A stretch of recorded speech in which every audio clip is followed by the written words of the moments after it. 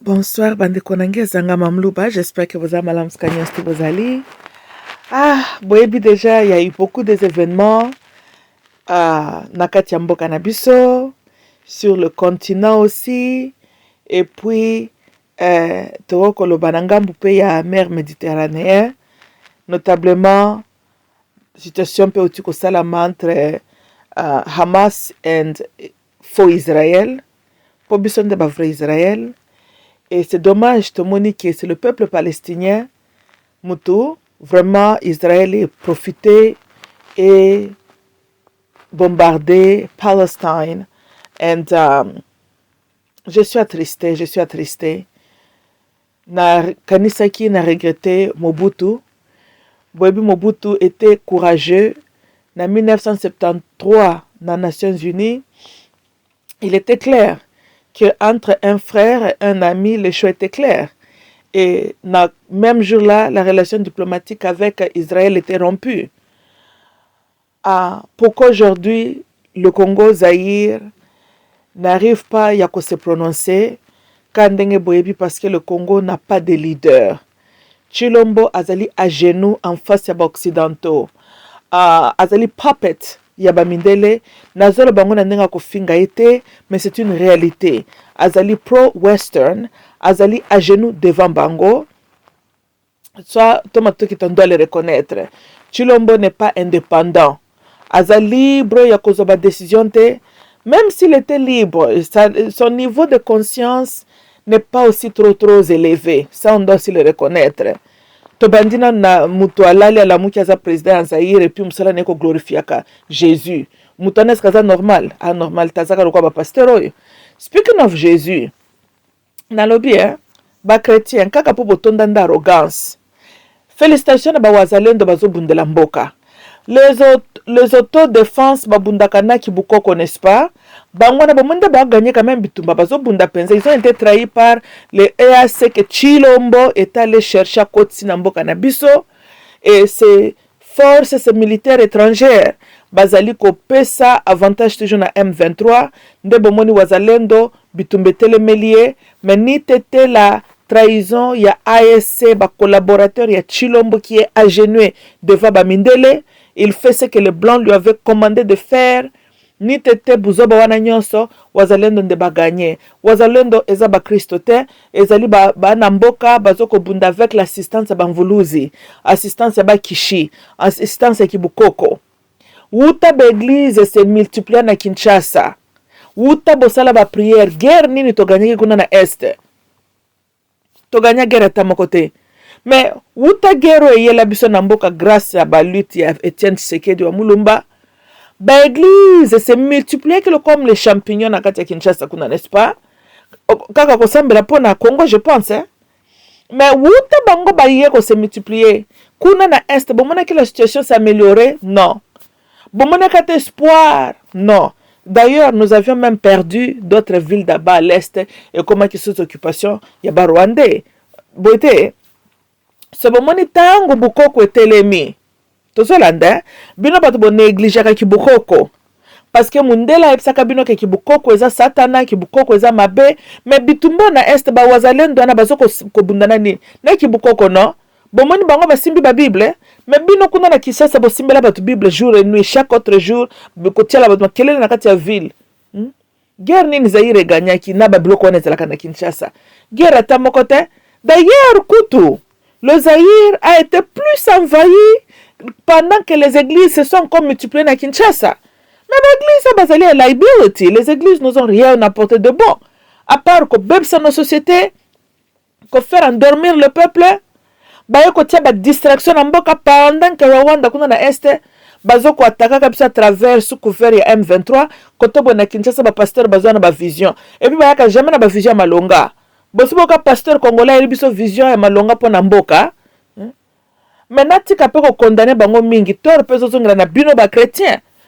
Bino nde bo gardaka commerce qu'on appelle le christianisme. Bino nde bozo garder mombongo wana. Mais tolo baboy. Marché nyos tout ezali composé de quoi? L'acheteur et le supplier, n'est-ce pas?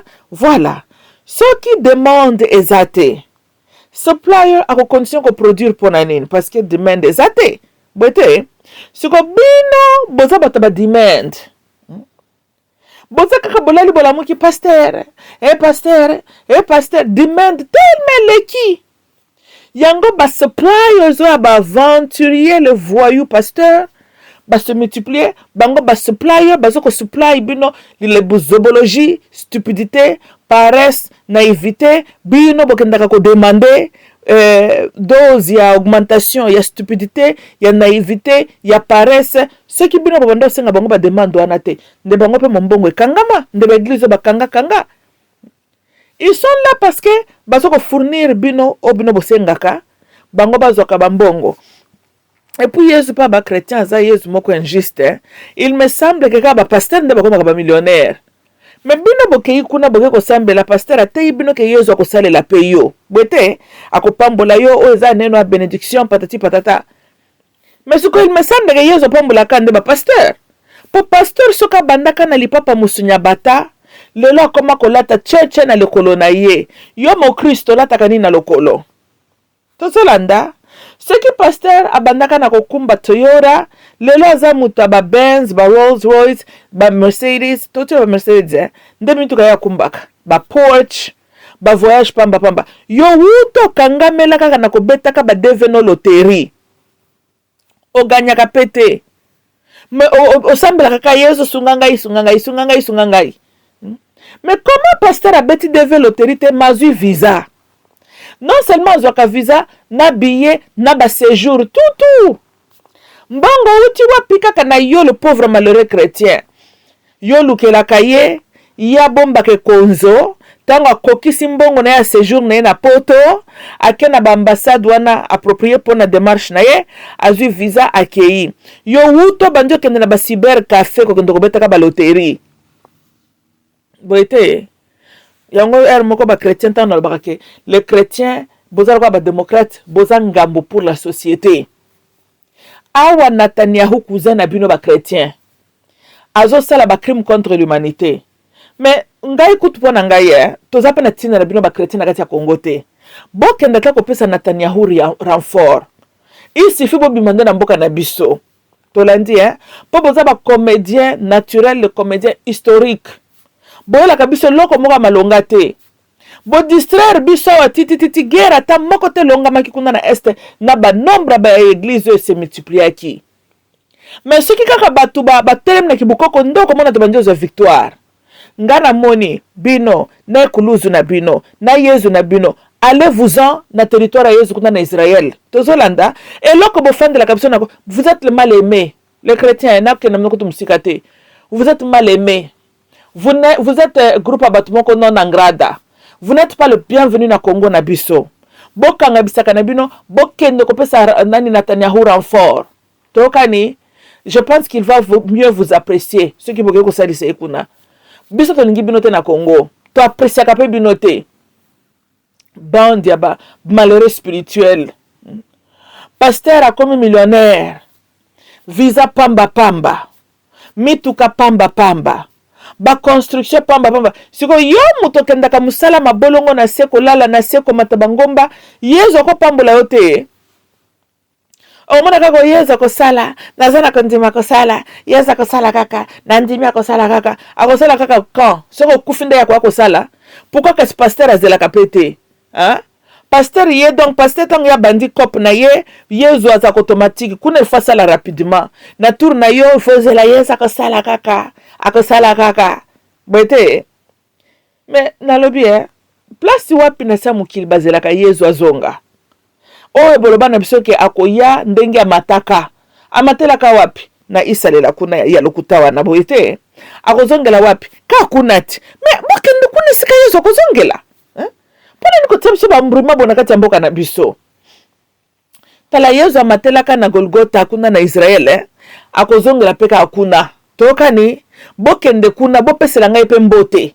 tolandi kutu na sina msemene ke boyebisa pe ye demande na asile na Congo refusé tokani non bato na bango kibunzambe yakende kuna kipe makambo bandeko na wana bongo biso to bénéficier na nini te makambo na ye biso saleli biso ni tala koneri mususu awa ba église botami ebele mboka ezozala envahi tozoganye guerre ata moko te côté boka bamakelela bapaster bamakelela en train de lier le satan bolibere ata satan yango ti bolie ye mpe mingi na kati ya ville ya Kinshasa yango azokoderange bamitu ya bakretien le mitu ya bakretien eza embrouillé par le satan lui-même parce que aza lié dans vos églises bolibere ye alobaki ntango nzambe atuni kuna na livre ya Job d'où viens-tu alobi nini to and fro bete atambolaka naye na mokili azokobalade sikoyo awa bino bolia ye na kati ya Kinshasa kuna na Rwanda Satan akosala baevre te na Uganda bango bana posa na ye te Netanyahu azaka na posa Satan te les Américains to na posa na ye te awa poni boza baegoïste nanu boyeko bozio boke kolie na Congo aservi bino eloko moko te eloko ni bino bolie la Satan na kati ya Congo kuna bolie la na po na yini ngana kanisa kutu ndenge bolia ye kuna Congo elingaki ezwa victoire na baguerre tokomi libéré toza bien nzokande bolie ye epuis tozobénéficie na kolie ne wana te tolanda tala libérer le Satan akende mpe nanu kose promener boyebi combien Satan azo regretter parce qu'il aurait bien voulu akende na Kigali, il aurait bien voulu akende na Kampala. En tout cas, ça fait qu'un grand regret. Azo regretter makasi bolie ye mingi na kati ya Kinshasa. Même Armageddon oyo akende kosala Armageddon ekesala Moyen-Orient bino bozo liele na Kinshasa pona ni libérele akende kuna kende sala baevre ne pena na place mususu biso peto pema il a beaucoup fonctionné na kati ya Zaïre tala ngai moko nazwi parole Satan oyo balia kuna na Zaïre ngape na zana Zaïroise de sang de père et de mère talanga na libéré na ngai yo quitte notre territoire, tu es maintenant libre kende pena nokobundisa pe bato mboka mususu. Tu es en tout cas bima na boroko sika ba Kristo wana ba mayele to wana ba liayo bima wana kende ko loka pena nu. Rwanda a besoin de toi, Uganda a besoin de toi kende kuna nanu ko kende pe ko sala ba evre na yo. Nous te souhaitons toutes les bonnes chances pona ni mutema mabebo bino bosana ngo ba chrétien congolais oyo to lié Satan boliake et puis bon mutema mabe et puis mingi ezaka baluba boko kende ko lié Satan na kabeka mwanga te boliaka ye na est ya Congo na Kinshasa pona nini tala le pasteur Luba veut dire les Walesa les Mukuna désormais tant bolié Satana bolié ye na kabeka mwanga tokani bolié lisusu na Kinshasa te bolié ye na est ya Congo te bokende ko lié ye na village ya imposteur tozane na Kibokonzi yango na tuni le kombo ya baluba toyebi soki oki mutombo Kalonji Kazadi boete mutu nyonso atanga na bakombo moko baluba quelque part na école mais koza na kombo moko boye to mata peto kita Tshisekedi kombo wana avant Étienne toka yango te. Oui, j'étais en train de réfléchir bande konangai puisque ça tombe bien likambo peka ka de père et de mère ka bomba luba mtobe bimseki ngoti et ça le peka malamu. J'étais en train d'analyser ngabi comment Tshisekedi le fils peut nous trahir comme ça comme son père. Nabi qu'est-ce qu'il a avec cette famille là na biso ndenge na bande ko réfléchir bande konangai na eko banda nanu na base. Je me suis dit effectivement Motatambo kwa tangana ba Tshisekedi te à part la famille Tshisekedi que nous connaissons. Ce qu'on a dit Tshisekedi azaka ka liera na libota wana ya Etienne. Tolandi okokutana na kalala okutani na kalala mususu bazana bango bande côté. Wana oyebika ka kombo ya baluba. Mais ce qu'on kutana Tshisekedi kombo na soko appartenir kaka na arbre moko kaka. Siko yeba pesa ke kombo na d'après qui? Parce que ba kombo na biso bubanto ezalaka ke ba pesa ka kombo d'après Cocotel, d'après Boy. Loko les a kombo moko ezotambola na kati na région na bino, siko mona batu musu bazaka na ba kombo wana. Mais Tshisekedi Etienne. Premier mutu azalaka na ndoite. Tolandi mais bango balobio Fayulu Madidi n'a pas de ndoi, mais Etienne Tshisekedi n'a pas de ndoi non plus. Bongo bino boyoka Tshisekedi avaye kaka yobeyet. Et puis, pour nous, mindele bakendo ko zoeba tia na service na bango kuna ya intelligence ya ba belge. Tebi ke mindele c'est tout complet na bango bazalaka nango contre le Zaïre utakala. Ba espion na bango ont été des étrangers. Boyete Bon, ce qui m'a botem na kasa zoro ba chiluba a développé accent chiluba ndes kwa za muluba. Ah. Fini la récréation, hein? Fini la récréation. Hein? Idée de père et de mère, c'est une bonne idée. Mais toi, attaché, peut-être ça, les sangos, Aden. Bon, moi, tout ça, en États-Unis, Ancestry, Aden, hein? Toyeba. Nga kout naza nga gentil, hein? Donc, tokolo babo, résultat, il faut l'exaquer. Wuta 1805, 1800, bakoko na yo, bazalek na mabele wana Zaïre. Toyokani? Donc, tant que vous avez ça ancestry.com, on a ce qui peut pas le Aden na yo. Il faut donc ce résultat boye que yo ata bakoko no tina 1800 batuana bazalaki na kati ya territoire ya Zaïre. Nde toloboza Zaïrois. Oui oui, ide wana de père et de mère za malamu. Potosto lembi. Comment groupe batu moko bako uta Botswana? Hein? Baya babotami na Zaïre, batia biso collaborer avec nos ennemis, collaborer avec nos oppresseurs, hein? Tata moko boye aya sali lutte pour faire génuer les Zaïre. Zaïre tango te perdre l'habilité ko zala na ba armement, pour ko sala biso ka. Donc comment famille moko boba ko sala ka biso ka ba théâtre? Une famille qui n'a même pas le racine sur le sol congolais. Ça c'est quoi, c'est comme qu'on me dit? Non, hein? Bakomba balube balukaka. Tu sais que du toyoki angoka ke pa Etienne. Na linginga ipena ye basur c'est seke de zalaka nini. Banda wana boyebi ke soki bokata kuna na Zimbabwe, bokokuta bakombo ya bato akananga kuna na Zimbabwe. Yes sir. Tolanda, you know. Well, nalobi les Sud-Africains bazana tribu moko kuna babengaka les Zulu. Zulu veut dire quoi? The soul of heaven, n'est-ce pas? Si on a chiluba mujulu, kujulu, julu c'est quoi? C'est le ciel, non? C'est le heaven. Bon, à sens, monsieur collègue s'appelle Zolo, mais souvent ils appellent julu, donc the heavens. Bozo on a déjà, bozo connecté déjà. Voilà. Il faut total tout le monde a clair na likambo yo. Groupe ya bato yo ba utaka Botswana. Baye inde baye ko migrate na Zaïre. Babotameli wana, ba belge ba identifiaka ba étranger wana, ba bandi ko utiliser bango contre les intérêts nationaux ya mboka. Parce que il faut tous la faire. Torikika ko bate ko Mukwege est un étranger, moi Fayulu est un sénégalais, Mukwege azali burundais, sikoyo Etienne Ewuti wapi? Ha? Tolanda now. Mukwege, admettons kaza de père burundais mama Zaïroise ndenge balobi na biso. Admettons que cela est vrai. Ngalo bien. Tango ya sis ko tanga ba classe na poto.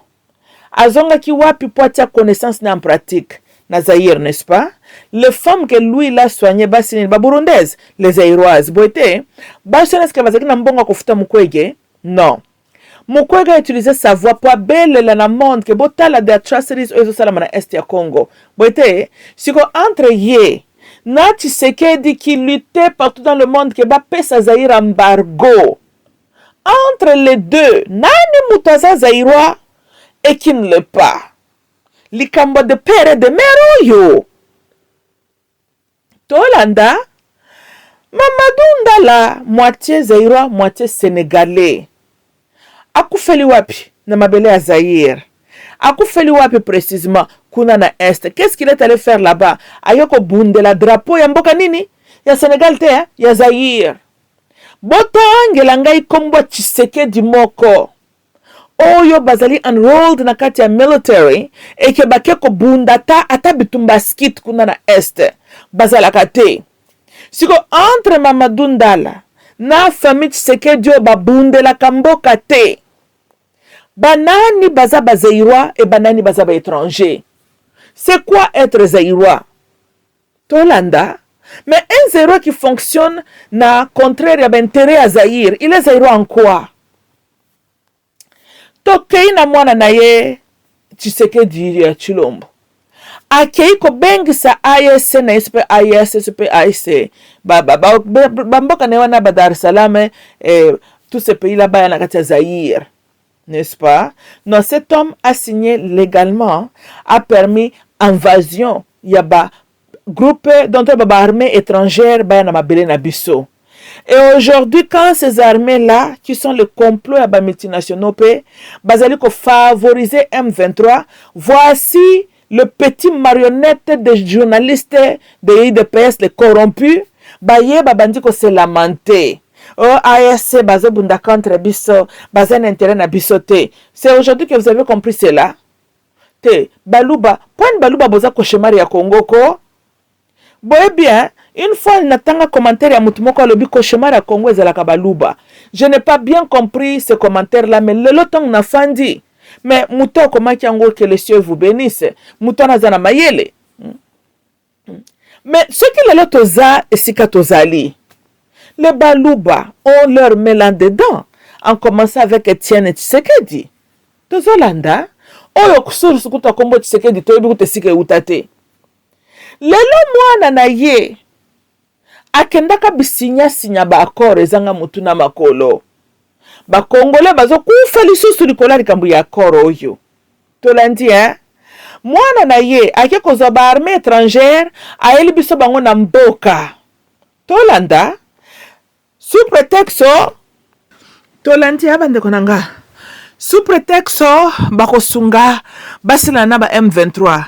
Maintenant quand ce n'est pas le cas, ba autochtones les wazalendo ba telemi Tolanda, maintenant eux aussi se retrouvent devant notre grand problème. Et que bazo bundaka kana M23 te, ils sont en train de se battre maintenant contre aussi ces armées étrangères que Chilombo a fait entrer dans le pays. Tozolanda bande konangai. Mais moi je ne comprends pas bande konangai bazairo et les zairoises.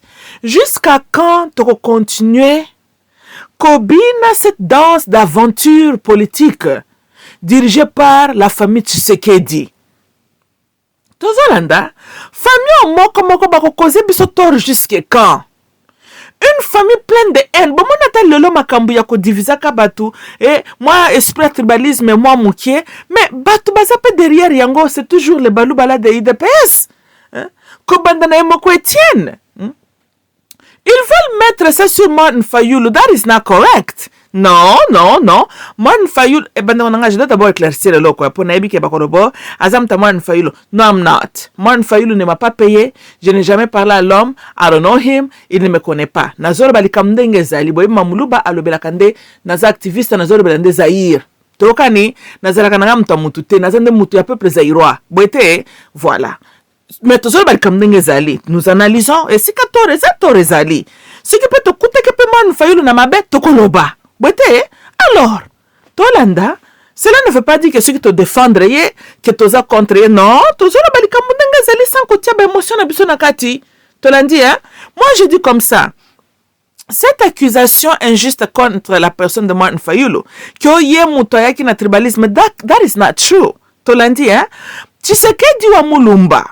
Cet étranger, Tolandi, lui, il a lutté contre Mobutu. C'était facile. Les Blancs qui lui avaient mis la mission Anna. Bayeba que j'ai tendance tribal déjà na kati Tshisekedi. Bande wonanga ina lobi boy. Pona bino batu bondi makambo ya satana na Yesu. Botangela ngesika satana fonda mabe aya tiango siko na kati na yo. Ha? Bosumo mona satana inventé lisumu moko bosko ayo kotriki onango. N'est-ce pas que tout le test de Satan contre toi est d'abord faiblesse qui est retrouvée dans la kati na omoro mutu? N'est-ce pas? Oh, mais Satan a testé kanani. A testé kaka ceux qui ont dedans de toi, n'est-ce pas?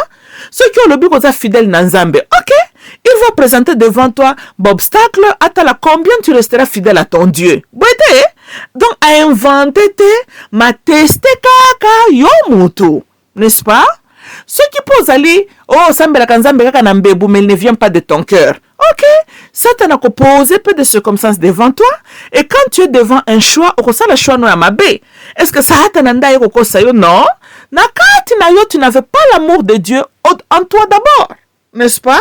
Tout ce que le Satan fait, Ezali a présenté au test, mais test wana, donc la manière dont toi tu t'es défendu devant le test est une réflexion de la nature de ton âme. Ce qui est au-dedans de toi. Boite, c'est tout. Tolanda. Et c'est quoi? Ma benya sokotia kongo na mutu ya satana, non? Bien besoin d'un verset biblique, c'est que satana fonda ma benya moko ya kopesa ngo mutu. Te? Kako eza na kati na wana? Boite, alors, Les blancs aussi, la Basia, MA16, tous ces services d'intelligence, ba fonctionnent ka le rôle à Satan, ba za ruizen dengewana. Ba étudia ka cercle à moto. Ba yebi ko trick, ko triquer, ba tel que moto ba attirer attention à biso. O comment na ba côté les pensa réunion, ba bandi ko analyser. Qui connaît sur cette personne? Bon, bah, voici profil neza boye boye, papa ne boye, maman ne boye, boye boye boye. Tout ça là. Maintenant, ceux qui va monique tendance, c'est ali que mutoyo, bazane si ka bako zuila kaye à leur faveur. Tolandi, hein? Donc, mon ababi bon, on de tomoni aza mutu na biso, ba, siko ba investir batu, bo ken, ba déléguer batu, ba ken, siko ba approcher mutu ana. Tozolanda, ce n'est pas parce que nous avons eu conscience que le mal n'est pas en toi, on doit être aussi réaliste. Tolandi, hein? Ta nature a été établie avant que maman nous concevoir yon alibumunaye. Tokani, parce que ta nature, c'est ton esprit, c'est ton âme. Tolandi, hein? Oui, oui, l'identité de ton âme a été établie avant yana mokili physique. Et le Bible, en réalité, en l'homme, c'est l'esprit. Tokani, tu as ta nature. Oh, yo po botamina nango. Tolanda, oui, oui. Maintenant, tu peux causer nos moi, nos conscience, oui. Mais quand le moment arrive, eh ben, de gonangai, moment à rendez-vous, no wana pe koki. Le Satan t'attend. Oui, oui, Satan a zela kapé mouton moment à rendez-vous na et. Et bon, même yezo na bino la Bible. Tant que tu vas gêner à 40 jours, 40 nuits. Bible il a été dirigé par l'esprit pour aller être testé na ngomba, n'est-ce pas? Tant il y a comme na ngomba, bino bomona ki Satan était absent, mais Satan soka patrouille ka mokili. Mukolongo pourquoi zala ki ata na France te? Pourquoi kenda ki ata kozala na Brazzaville te? Il était pe na ngomba wana parce que za moment ya rendez-vous. Ayebi pe Yesu, oui oui. Et puis à présenter pe ba tester na ye boite. Voilà. Bosuba mona Satan ayeka ka bo ayebi nature noto ko tester yo non? Hein? Si tu as la logique à chrétien, le Satan te connaît aussi. Ayebi arbre na yo, ayebi nature na yo, ayebi faiblesse elbota na bino, ayebi faiblesse liée na bino, ayebi obligation karmique na bino. Il connaît cela aussi. N'est-ce pas? Yonda mutu tango yako, Dieu, je suis fidèle. Ok, tu es fidèle, no problem. Tolanda, tout ce que le Satan fait, ezalaka abimisa ta nature. Tolandi, hein? Voilà. Mindele c'est la même chose. Tokani.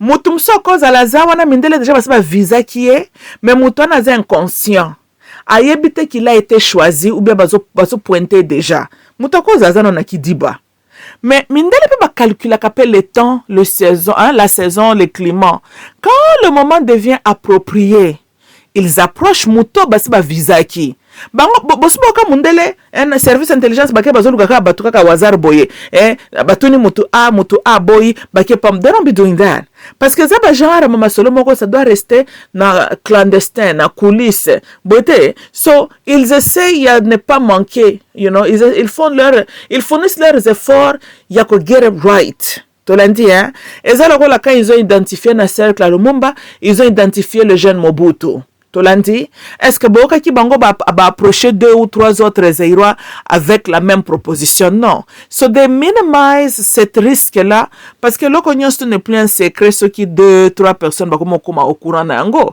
Et puis ce genre des opérations doit toujours maintenir, préserver qui clandestine n'ango, n'est-ce pas?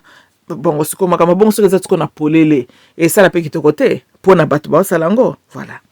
So vous voyez que tango ba approcher Mobutu, ils ont frappé correct. Tokani hein, voilà. Tu sais que de Mbappé quand ils lui ont identifié pour ba utiliser pour na déstabiliser Mobutu la région, basi ba étudier kapet Tshisekedi. Et moi, je suis très curieuse de savoir ces noms-là, ce que Toki Kombo Tshisekedi, ça n'appartient qu'à une famille. Tozolanda, ce n'est pas comme les Ilunga, les Kadima, Tozolanda. Le nom que comme on a Moutbona quartier Boisa Kadima, avenue Moussona Zape Kadima, mais Bazara Bamba de côté. Tshisekedi, c'est un nom, ils ont lié à Libota Moko Boye. How is that possible? Ce qui a zamuluba d'origine wuta kibukoko na ye. Tolandi hein? Azaka na ndoite. Kombo ne zane sika pe utaka te. Kake bandika kobe na ye. Il a été nommé d'après qui? Tolandi, hein? Ndeli kambana pe, il faut totala yango malamu. Tokoki pe kotala na âge na ya leur époque. Sokaza 100% muluba. Baluba bandol ngokendo ko bala, surtout à l'époque là, ko bala hors de leur bicoloté, bazol baba se bicolo musus bazana bachiba ute, akobi malibande ko la mobile malédiction patati patata. So quelle est la probabilité qu'un homme luba surtout à génération wana akendo ko bala mama Marthe qui est moitié super zambienne angolaise, moitié chopwe. Tolanda, so mobala muluba surtout ba idéologie époque wana ko banga que moi yo azane na gouvernance ya bachiba ute. N'est-ce pas? Te yo tiki mwasna li boso amulu boboti na ye, okendo kozo deuxième qui vient d'une autre nation complètement, obangi buchiba ute. Tolanda, wana tout bat point d'interrogation. Et c'est elle, ko bandi ko bimsa na miso bato ko pesa ba privilège, plus tard mwana na ye. Nde ye pa kwa koma président na kati ya Zaire. Bande ko nanga likambo il faut totala ngo bien. Likambo yo il faut totala ngo malamu. Et ce n'est que juste paix. To examiner pena nos sources et libota wana. To landi, hein? Oui, parce que bango pe bazala kaba champion. Ya ko examiner pe sources et libota pe abaninga. N'est-ce pas? C'était ce que dit le père. Oya Lobaka a questionné si Mobutu réellement était le fils de ce pays. Et Mamoulouba est en train de dire que nous sommes aussi corrects. Ya ko examiner pe famille wana ce qui a solo arbre wana a ses racines sur le sol congolais. Tozolanda, parce que ngana zomona quelque chose n'est pas clair na libota wana. Et le komoko ne tient pas. Pourquoi Mindele ont choisi Étienne? Ba confier mission diabolique, why? Tolandi, hein? Et Étienne avait maintes fois opportunité. Il a qu'à sauver ce pays-là, même quand Mobutu est affaibli. Il a refusé de le faire. Un homme rempli de tribalisme, un homme rempli d'arrogance, et puis il était au service de Mindele. Mais n'est-ce pas que c'est le même Yankee, Oyo, na 2011, l'élection Salami l'a gagné, Tomonaki, et Hillary Clinton a bengié. Kobim sa peuple libanda te sous note tout ce qui va arriver te retenir yo responsable. Lâche qu'il est, what did he do? Aibisi peuple, bozanga na bandaka bolala bapongi ya bébé. Hello, Tolandi, hein? Bino bokanisi ke Tshisekedi bandi ko ordre kaka na Hillary Clinton. Il est nègre abanda ozoba ordre wute poka barua s'occuper le Baudouin s'occuper le Paul abanda ko zoba ordre na ekuna. Il était toujours à leur service. Il était toujours dans le service à renseignement étranger. You know. Tolanda Laurent oyo bien ka ko travena ba Mindele mais le kola zalaka ko zoka ba ordre na bangote. C'était facile pour lui de se rebeller contre les Mindele là. Tolandi no bande ko nanga tuma tbeto kita muto yo uta kala zalaka na posha ba Mindele. Regardez ces politiciens là bazalaka batumoko akosani taseli mwa mangungu ale mbangu azongi sima asani taseli mwa mangungu mbangu azongi sima. Pourquoi? Azam tumoko sans conviction parce que d'un côté alinga azala avec la population populaire, de l'autre côté Mindele ba siffler na litoi hehe kobo sana cible te allez mbangu azongi à se calmer. Mais n'est-ce pas que c'était ça le jeu que le papa là était en train de faire, le même jeu que son fils menait en train de faire? Tolandi, hein? Moi, nana ken à Londres, banyangala katawana, taka de boulonner bango. Il me semble que yende mutaza de boulonner. On dirait yende mutoba de boulonner. Pour que signé ba contrat na ye, il est coincé comme le roi zobazoba moko boye. Akende pas Kabila. Pardon. Ngana ngina s'occuper na balion na ngai wana zamba na ngai sipe na zone na ngai kende kotala makam na bino kuna. A comme le wala yele, mais ya lo baki ke papa ne mentor na yeti. Na ki mentor ya tata na yo alakisa ko nyonso tout est que ndoko bonde la Kabila a expliqué makambo Kabila sala ki apeka bien o sala ki malamu Tolanda donc ozomona ka famille moko ka mitema mabe ye chilombo ebeke makambo ya Zaire eleke niveau soka tala ki intérêt Zaire fala tikata mwana fayilo na koma président bande ko nanga sont sérieux likambo bomi Zaire na zoloba ezali baluba tribalisme et puis baeko tika famille moko étrangère qui prétend d'être luba basakana na esprit na bango basakana na mboka mobimba. Tolandi Étienne ne savait pas quoi faire avec les exercices pesa ki yango bokomona chaque fois qu'il a eu l'opportunité que bon pouvoir yango yozwa papa na ndo sala nini akitisine li okomona sala ngo tsope changi ce qui peut le konini a dévier na yango omaka comédien. Mais yo s'oppose opportunité yango kasi zo siko kibokonzi yango ti Kaka ndenge wana. Chaque fois que ce papa était à la porte à cause du pouvoir, papa n'a que dévié porte wana. Alors ce qu'a de l'autre côté, la bandit sous makelele. Nous l'étons comme ça, nous l'étons comme ça. Ceux qui beaucoup coincés, au UDPS, les partis politiques, y a makilate, toko simba ba armete, papa. Tant que peso pouvoir Mobutu a affaibli, armenin ba peso na maboko. Ba peso na malembeti. Alternance yango na te bolukaki. Mais comment il que non, comme président c'était parce que azaki mutaba jeu. Aleki sine panye wana. Tolanda. Laurent comme président, alingi alisusu na ba jeu, Laurent kutu pasala ke kamalamu. Azongi sena nkuna na kabea kamwanga. Mais erreur kaka zalaki fala ka zongi sena na Belgique batinde na Botswana entre les deux. Tolanda. Donc bandeko nangai ezali kambo ya totelemela totala peno ni kambo bien. Tshisekedi awa aye mwana na ye oyo. Mwana mboka qui part signer avec le gouvernement étranger bako tanamboka na biso. Comme s'il n'a pas appris qu'avec Laurent, quand Laurent est venu avec Rwanda, Ouganda, voici le cauchemar que ça a causé au pays. Il n'y a pas que y a que ko beng ce sous gouvernement étranger ba ya. Pour le lot, ba ASC, bazobunda contre biso, bazobunda. Ça c'est quel genre de comédie ça? Bobando s'attendre à quoi? ASC, ce qui peut ASC na bangwana est égal les impérialistes là, n'est-ce pas? Bazo utiliser comme pays en africain. Tolandi, hein? C'est vraiment honteux. Nakanda. Allez, le cola tozan année, il y a entre guillemets sélection, autrement appelé élection. Akeko bimse dit qu'à peine na boloko. C'est un acte politique, récupération politique.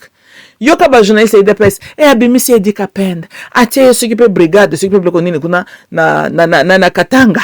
Boy. Ça c'est la comédie. Tolanda. Abimisi qui année passée te ponani. Atie qui kuna ce qui peut na armée année passée te ponani. Tokane 5e année na yazo conclure année na élection.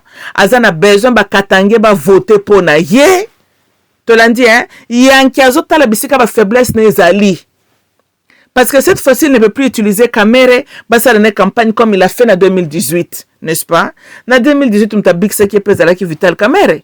C'est Kamere qui lui a aidé que Chilombo Kumba vote ya Bakivu na Katanga wana. C'est Vital Kamere. Tolandi, hein? Bien qu'à pesa ka merci ba pesa na mboa, mais peut Vital Kamere, yepeka ka escroca logo la bango. Hein? Mboa su mboa ba escroc crâné. Tokani, hein? Maintenant, tu l'as besoin de reconnaître Vidouana. Atali guerre pas est, et ça peut point moko et n'a écouté l'élection. Qu'est-ce que les Yankees fait? Et Jean-Pierre Bemba, kende pardon papa, résout ce problème-là. Jean-Pierre Bemba, bim si les voisins lendo, après si bango ba arme bungi, te bi ça c'est Jean-Pierre Bemba. Todo c'est la mentalité, écoute, touche même à Rome. Ce qui c'est par ces moyens-là que tu construis la M23, tant mieux. Tozolanda. Mais toko qui peut kobo sanate que Chilombo sali option oyo, na 7 ans ici, les alliés des raisons politiques. Et ça pose un souci na bisotin. Mais année passée, pourquoi ceux qui déwanate? 3 ans passés, pourquoi ceux qui déwanate? Ceux qui ont un souci de sécurité à Zaïre. Il a compris tous les enjeux de Salamana Est. Pourquoi Kassi a fortifié qui les combattants traditionnels étaient? Tolandi, hein? Même, je vous dis comme ça, ceux qui vont se faire flatter par Chilombo, année prochaine, kaka ye Chilombo, ako dismantle Wazalendo. Parce que le jeu marche comme ça. That's part of the game, bande konangai. Tolanda. Ba maïmaï ba telemakiawati. Tolandi. Mais est-ce que le maïmaï ont obtenu le soutien au gouvernement, ya FARC? Not really. Babundi, mais est-ce wana soki kenda kaka complètement te ezaka pe résistance ba maïmaï babundi abatiembe la batia makelele binombo monaki gouvernement Chilombo ba pesi bango poids pas du tout. Why maintenant avec les Wazalendo? Comme j'ai dit, tout mes chemins mènent à Rome, oui, si seulement Rome c'est la destination. Tolanda, mais to yebi jonde zo kende que Rome n'est pas la destination. Tokani, non. Tolanda. Bazo pesa biso illusion que nous nous dirigeons vers ce que la Rome, ce qui peut la Rome. Bah toi biso c'est que toi comment on est avec les Chilombo à la tête, pas du tout. Ako sala ba gene oyo décembre koya à se positionner le là l'héros. C'est lui qui garde azoko bunde la pona mboka. Le là ba Congolo bazaka faible d'esprit. Fachi beton. Asab no kandita tana ya bande ko sala. Hein? Elle m'a bêti le conflit. mais landisa combinaison ko isa mungunati allez bomoni boxeur aba jewanati akobeta 1 2 mais landisa ko isa opposant na yo jamais akobeta likofa ko isa nango même opposant qui azola sema ke a telemi sur ses talons kalata azokoya mais s'il ça y est akosilisa été to landi ako permettre opposant wana à récupérer souffle allez babandi lisusu ko bunda to landi parce qu'il faut prolonger box na wana. Tolandi, mais bota la boxeur wazana osala batu ba comédie. Mais yo muto aza déjà zo telemakaka na bortei na yete. Landi sa ya suka kao. He's not gonna do that. No. Tolanda, parce que aza na posa kweyate. Aza mana posa bitumbane katana te. Ale sonnerie sonné. Boke na ba time out. 2 minutes ya kopema. Allez. Opposant à 8 ans, il y a comme la bamaï, ma pakole, ma vaseline longi, à récupérer soufflet, allez, ma bête sous soufflet, besoin de subitumba. Allez, oh, il y a qui gagne, ça, les sous semblant, le col a les sous na mangungo, same thing, beaucoup sur le 6e round. Tu l'as dit, hein? Parce que, mais botel, mais yo, depuis 3e round, tu avais tout opponent qu'on knock-out opposant. Why didn't you? Parce qu'il ne voulait pas qu'on knock him out. Tu l'as et c'est comme la volonté. Alingaki ko plier bitumba wana te nde Chilombo osala bato Chilombo nalobi bande wana ngai nalobi la bino je le vous répète guerre ya est ce que Chilombo aza na volonté bande ko ngai 1 mois ezamingi bitumba wana ko katana tokani bitumba est bande ko ngai mes chers compatriotes que personne ne vous trompe c'est avec la complicité du gouvernement congolais dirigé par ces démocrates, c'est avec la complicité des généraux nakatia farde que kuna les corrompus, commerçants ya ba minéraux et certains membres du parlement. Tozolanda, moi triangle na total sabino, ils sont au lit avec Paul Kagame, Museveni et les pays là impérialistes. That is why bozomona que même le vent est en Afrique zonga essaie de débarrasser de la néocolonisation. Chilombo is not on board. Tolandi, hein? Pourquoi Chilombo zo kota na maswa et libération te? Parce qu'il est à genoux devant ba maître naye qui sont nos ex-colons. Pourquoi Chilombo longoli biso tokenda ta ko travers na Corée du Nord, Russia, China te? Tolandi, hein? Ce que tu kangama katana bango, mais Burkina Faso oyo, Niger oyo, tant bakena bango kota barasha, babengan ba français te, babengani bango. Hein? Batuma kosa biso, n'est-ce pas qu'il n'y a pas longtemps on a trouvé l'avion ba français militaire et quoi qui qu'on a est à Zaïre et tomba qui panne? Excuse me. Les fournisseurs ya ba mindu kiona oyo ebundisa kanango ba M23. Ezalaka notablement ba français wana. Hein? Macron ena Kinshasa ketala nde ba pede na bandali, yena fali pupa. Mais tant que Kigali a payé pour Kagame 20 millions de dollars. Tolanda, qui ne comprend pas, elle est difficile pour comprendre. Tolandi, pourquoi Chilombo ne termine pas avec les impérialistes? Le Rwanda est le tip of the iceberg. Tokani, Rwanda en soi-même ne peut pas faire face aux Zaïre. Thomas, son sérieux bande konangai. Rwanda ne peut pas faire face à Nabiso. Même ce que tu tiens que tu comptes par population tu rebêtes à Rwanda. Tu l'as dit, hein? Rwanda est zawana parce qu'il y a des pays, il y a des impérialistes, bazo pesa Rwanda makasi. Et ce même pays-là, baza ba collaborateur, ba allié à Chilombo. C'est ça notre problème.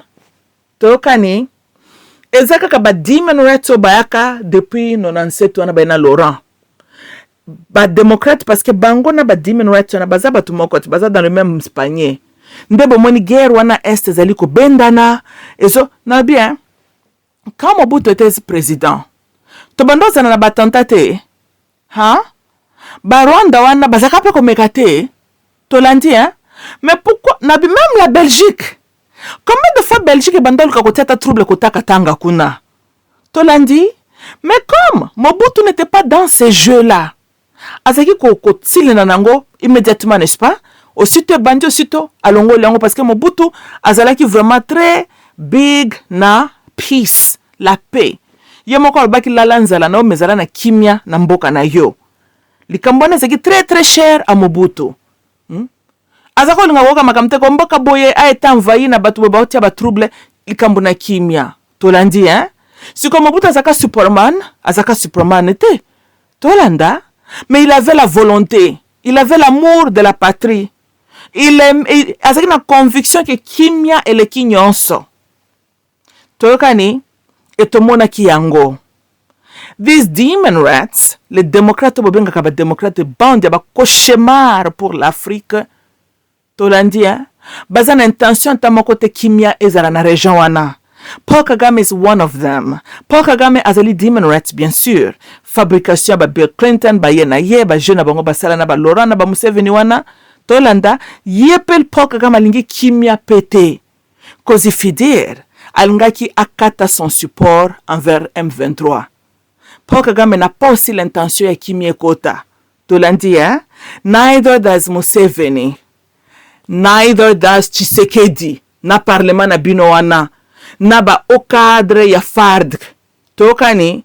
Mamulu bazo ba na bino nini peuple zaïrois. Je suis en train de vous dire bino batubozo ko kangai. Na ko répéter ce peine habito 40e fois. Libération à Congo Zaïre bande konanga que personne vous trompe. Et ko wuta na maboko ba demon rats te bangonde ba kotsa biso na koshemaro oyo. Tolandi hein bangonde bazali na ba corps na bango ba signa ba partager Zaïre lokola gâteau. Libération ya Zaïre ekoya il faut soulèvement populaire. Bino peuple ndenge bozoko kama mulu baboy. Botelema. Tolandi hein bo compter sur un politicien T. Surtout pas un politicien qui est lié na ba demon rats. Baza même bateau avec the same ideology et baza ça le même jeu. Hier wazalendo azoki ba territoire, lelo M23 va récupérer certains territoires. So Chilombo ne pouvait pas anticiper cela? Really?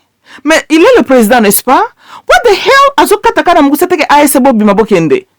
Pourquoi t'as sa population te botter matou bouté batouana? T'as la seule population à botter les mi. Bas ba AS c'est pas AS ba kotambala bakei. Mais quand le peuple Niger kuna batembe batelemi. Et sur France combien de temps pour France à Tambola? Tolanda, la puissance d'un peuple et quand vous allez sous-estimer Tolandi hein? Peuple kuna na Niger basimba ki minduki population zarane na minduki te. Ba mama kutu ba bimi ba ken nebosa ambassade de France na mi finiku ele casserole bazo ko sala na ngoma kelele kuna bati ambassadeur na bango mal à l'aise. Tolandi hein? Voilà. Mais Macron a bengi ambassadeur ne ta bengi ambassadeur na été a bengi ambassadeur yo ko kende contre la voix ya population yo nani Moubarak a salé lokola santé te mais tant 2 millions égyptiens bazoko ya akoke ko résister bande konanga vous êtes à combien ceux qui ont 10 millions Zaïra bobimi na balabala on ne parlera plus de cette guerre là à l'est. Tolanda, je vous dis que tous les présidents étrangers bakobimisa ba ambassadeur na bango mbango bakotambola bakomikangela na ba ambassade na bango ndenge ambassadeur à France akenda komikangela kuna na Naïmé Niamey c'est pas Niamey Tolanda. Voilà c'est ce qui va arriver tokani. So ezali pe qui l'achetait à bino peuple ezali pe boza busy na ba prière na bino zangati na boselelaka mutuana ya Golgotha imaginaire na bino wana nde bato ba osakana na bino. Tolandi hein? Ça c'est une autre bêtise. Oh AS on dirait bazali banguna na biso bazalaka ba alien na biso mkolo nini? Ha? Te tina ndenge chilomba kendaki ko luka bango pa kotse bango na mboka na biso. Bango bazalaka pour nous? Bazalaka pour nous te? Tozolanda, mais ce qui bazalaka pour nous. Pourquoi ba pesa même proposition wuta ne poka kabila te kasi? Tolanda. Et puis bango ba bunda contre qui? Contre Rwanda? Really? Bosi bomone royaume ezoko bundisa ba alien na bango moko. Il faut que zala mutu ezana ba mpese na kati pour na ko espérer que ASC pe ASC wana bazali bako benga na Rwanda. No they're not. Pasa batu moko. Tolanda, eza peuple bazo sakana na bino. Patch ce qui dit comme son père azalaka ko sala bino. Seule solution bande konangai ezali soulèvement populaire.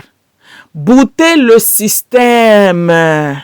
Tozolanda, bo déraciner these demon rats. tolanda ba raso ba bampukwa ba demo oyo il faut que déraciner bango tokani et puis que ceux qui bo telemi tellement beaucoup ça un impact même Rwanda n'aura pas de show qui peut n'importe Kagame pas kutambola tola oh ya tolanda masolo ko changer tolandi hein yanke wana kutambola na mwana na ye fils né de baptême Chilombo bangwana mbale Chilombo has to go azamuta ba mindele il est sous l'ordre maintenant là il y a Joe Biden. Chilombo fait ce que Joe Biden lui dit de faire tolanda Chilombo n'est pas avec nous mutu na ye son raisonnement il est azana singana kingo côté boye ba pays africain oya kende ko kabama bela est bazo benda côté boye États-Unis ezana ye pe mayele et Chilombo aza dans une position hein, ce qui est contre les États-Unis bango wana ba lâcher batune wana bakwa ko bobabumie tolandi ndebo moni amora bata makasiko derrière atiki lokola bon Jean-Pierre Bemba kasi salabo puisque moi je ne peux pas le déclarer parce que moi je ne peux pas le faire. Chilombo n'est pas un homme libre bande ko ngana bandi ko sebino depuis kala il est en otage côté bo ba accord et aussi mindelo bayaki ne wana il est à genoux devant bango azana loba kolobate sa vie est entre leurs mains il le sait tolanda mais de l'autre côté lokola bino bolingi pe mingi seule manière pour sauver ça peut soulèvement populaire parce que Kassié pas comme ça me dit que non il a tenté de faire sa politique mais population de Télémi te l'andi hein kaka bango na peut-être ba mona ka rouler bango ba sila nenge ba sala qui peut Laurent ba hane pe mambutali bisote il fallait qu'à réfléchir nango to begin with te landa mais ba ndeko nanga likambo za bongo concernant Eddie Kapend botika ba excitation bozanango sa liberté à ce qui peut sa nomination est une nomination politique. Bota la timing. Tolandi hein? Chilombo a opposé ba acte pona bo a justifier pourquoi il fallait kakibo konzinaye ou a déjà triqué na décembre. Ndeli kambo izao. Toka na bino. And comme d'habitude, le la paye na li bota na parti politique ne bazakabi ba tribaliste. Na mitema na bango na pa mabe. Bazolinga ba aligner aussi certains citoyens congolais comme Kobinsa Man Fayulu Kauta Sénégal. Man Fayulu n'a même pas un appartement à Dakar. Bosu boyoka yanke wana ki vacances ata un mois à Dakar. Man Fayulu soka koti na avion abimi Zaire kenda Europe to ya en États-Unis manonga zungi Zaire. Bamboko babambela Man Fayulu ki nationalité ngo super zaka kindoki. Nan to yoka pe yanke teka kata na bamboka na ta un mois ko fanda. Azana investissement ta moko ta na bamboka wana. Bandeko nanga. To yibi sinyo sike ba Sénégalais lo ba Libanese hein. Ceux qui ba quelque part ba toki ba kenda toujours kotonga na bamboka na bango n'est-ce pas? Mais les Libanese na Zaire, ceux qui ba toki kuna na Liban ne boite. Les Sénégalais c'est la même chose. Ba ye ba toki ba kenda kotonga de Dakar kuna. Boite, bino bosiboka Sénégalais toki et puis afandika kana Zaire ango. Et puis mama tout nyonso yo Man Fayulu bande ko venant de Kabila. Akufeli likambo wa nini? Te yo so na Zaire toki, ozano Sénégalais. Siko zo fanda nozo kufele loko nini? E bande ko nanga bomonte kana nzela te. Tolanda, Man Fayulu est bel et bien citoyen zaïrois. Tokani az étranger par le balubo ya mitemo ya mabe. Et puis zaka ka UDPS oyo, parti politique aba tribaliste. Tolandi hein, mais balak sa biso preuve. Jusque là balak biso pe le côté. Comme j'ai dit, comment est-ce qu'il y a cause à la Sénégalais? Siko awa ka poso que nesko na Sénégal angote. Ha? Ata kiboba pamba ya skit na Dakar kuna zalaka na ngote. Siko ya za Sénégal ndenge nini? Tolanda? Alors, mais Man Fayulu biloko neto zalaka na kati ya Congo. Si on cause en résidence à l'extérieur, cause à la baninga peut-être na poto, toi en Amérique, ça je ne sais pas. Mais na pays Afrique, azande na Congo. Si quoi qui Sénégalais na yango, si quoi ils allaient à bout tout na moi. Mais de l'autre côté, Étienne n'avait pas investi na Congo. Même par rapport à limité babete la katolo. C'est le gouvernement zéro te pesaka bango ango. Tolandi hein, wapi adresse na bango ke papa na sombaka boy privat ongi. Wapi ango, ezalaka pete? Mais Fayulu a une adresse na kati ya Kinshasa kuna. Tolanda, comment bokotika groupe abatu moko ba étranger moko basaka na bino boy? Hein? Non. Ye Chilombo asala ki 3 ans avant nyata makolo na kabe yaka mwangati.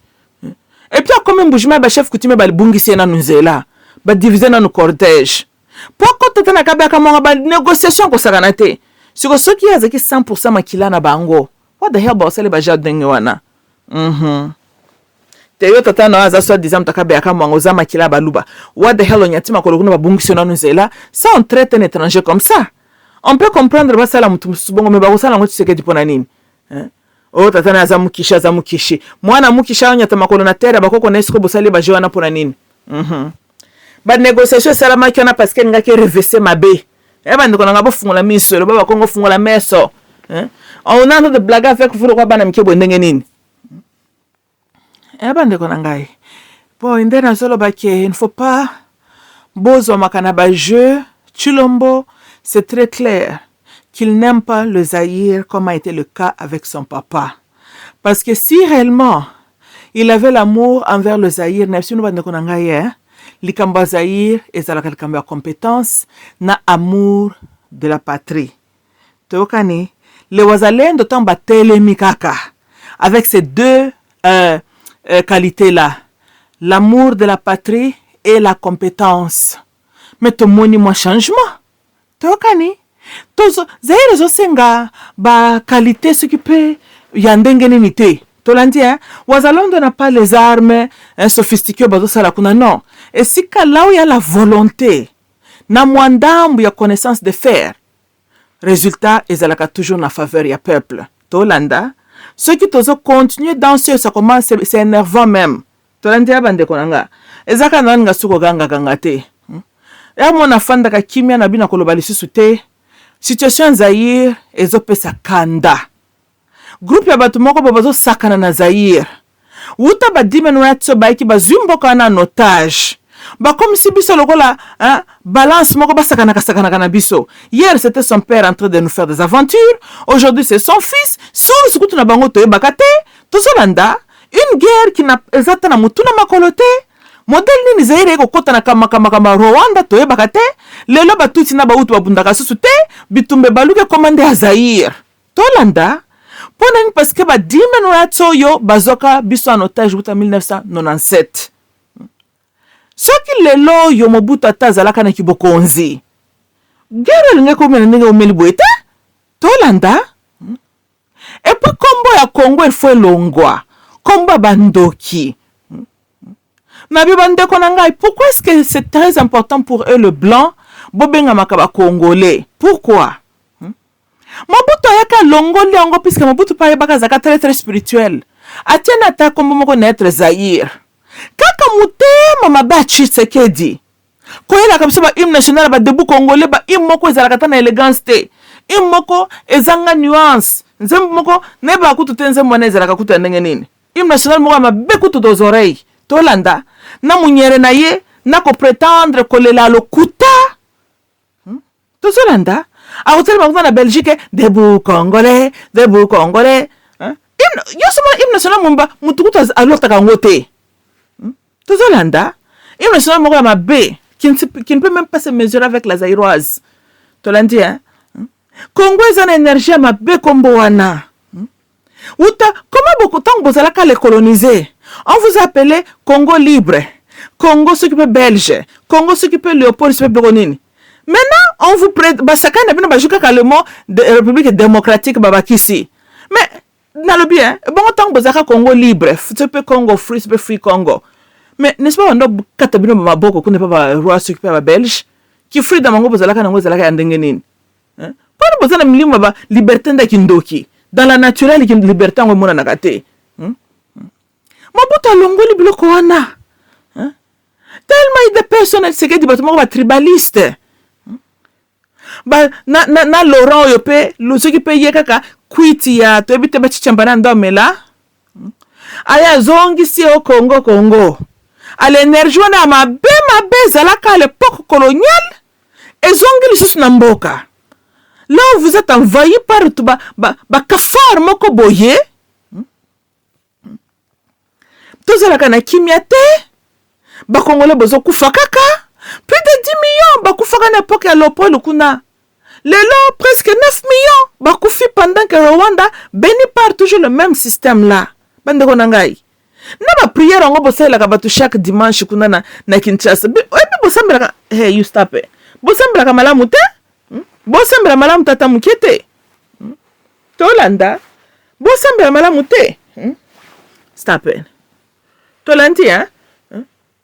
Parce que comment est-ce que bino boko bosambelaka et le bon Dieu ne nous vous a pas révélé secret à Komboana pour tout le monde quand même dans l'Ancien Testament ngo alongoli Jacob abi désormais comme Israël alongola Abraham parce que Abraham ezaki kombo alata kitanga ezaki na terre ne kuna tata na mama ne kuna mais le coup la fréquence est changée ma solo est changé na kombo peut changer bande konanga kombo tambola ka na ba fréquence te tolanda Sarah ce qui peut Sarai tango azaki na ba milimu na kendo kobota na 90 selon ndenge a planifier ki na vie na e ndazalaki na ba Sarai na ekunati tango fréquence so changer ba bongoli akomi ata Sarah bwete siko biso ndenge nini tamzaka na fréquence ki boumbo fréquence ya ba coloniser tozalaka Congo Mobutu longoli fréquence na mabati Zaïre fréquence peut changer ki mboke koma ki na énergie moko positive ata tozalaki na biso un pays développé te mais tozalaki na biso na sens ya sécurité sens ya kimia et puis tozalaki na boyini oyo tozoko mona lelo te tina milimo tribalisme yango pe milimo eleki kana malembe kasi tribalisme eza pe ka milimo mabeti bongo moto aza spirituel soko oza vraiment solo na ya molimo mosantu yoko ozalaka na mutema koyina moto akoza tribu na ye eni mpona koyina kaka moto asalami na lolenge ya nzambe eza milimo mabeti tolanda Mobutu avait fait la pacte avec les Satan. Mon dirait il y a des gentils qui pacte tango parce que j'ai signé pacte malaki biso bolingo. Alexis biso unité ki bomoko. Et puis abundi to zalata na kimia. Siko oyo évangéliste oyo ayela biso c'est mon peuple que j'ai appelé par mon nom. Yo ka amen asambelaka. Mais na bien muto akendaka pe ko sala bakatation na quelque part. Qu'est-ce qu'il est en train de faire? Il est aussi en train de prier. Prier veut dire quoi? Ah bon, il est en train de plaider, n'est-ce pas? Non, on a plaidé à cause na été ao. Comme qui? Moutounyoso. Attends, avant d'aller là, je plaide aussi ma cause aussi. Moutounyoso. Alors, Moutounyoso ko plaide quelque chose dans Zambie. Dieu n'est qu'un titre. Tout ça là. Et puis les Cambia Deus yo deux duality to ko bela ko ngomukolo mususu. Makamboze belle photo solo là. Mais Dieu zotanamo Dieu le double était. Ah. Likambo il faut tout le bela ko ngompe ngolo mususu. Mais combien biso. Balongoli fréquence na biso. To perdre connaissance na bako na biso. Na banzambo na biso to perdre connaissance na bango. Toke ko kumba kana na énergie ya bato yo bazana milimu na bango agressivité à lion na soleil. Kaka po tozala déséquilibré, mal positionné.